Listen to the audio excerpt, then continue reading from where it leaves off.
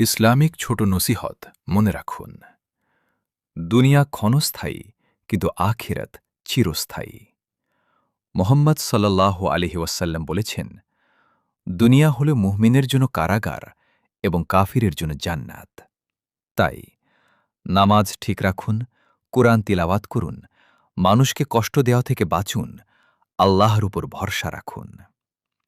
আজকের একটি ছোট আমল, কমপক্ষে ১০ বার বলুন সুবহানাল্লাহ। আল্লাহ আমাদের সবাইকে সঠিক পথে চলার তাওফিক দান করুন। আমিন। আল্লাহ আমাদের জীবনকে পরীক্ষা দিয়ে সাজিয়েছেন, কখনো সুখ, কখনো দুঃখ, সবই আমাদের জন্য রহমত। মনে রাখুন, যে বান্দা আল্লাহকে স্মরণ করে, আল্লাহ তাকে স্মরণ করেন। ৫ ওয়াক্ত নামাজকে আঁকড়ে ধরুন, কোরআন তিলাওয়াত করুন, গুনাহ থেকে বাঁচার চেষ্টা করুন। আল্লাহ আমাদের সবাইকে সঠিক পথে চলার তৌফিক দান করুন। আমিন। তাওবার দরজা এখনো খোলা আছে। গুনাহ করতে করতে যদি হৃদয় ভারী হয়ে যায়, তাহলে নিরাশ হবেন না।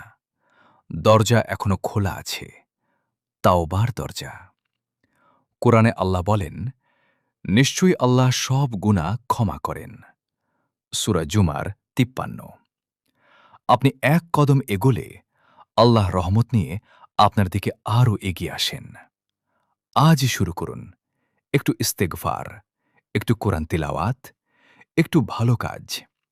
মনে রাখুন, সবচেয়ে প্রিয় বান্দা সেই যে ভুলের পর আবার ফিরে আসে। আল্লাহ আমাদের সবাইকে তাওবার তৌফিক দান করুন। আমিন।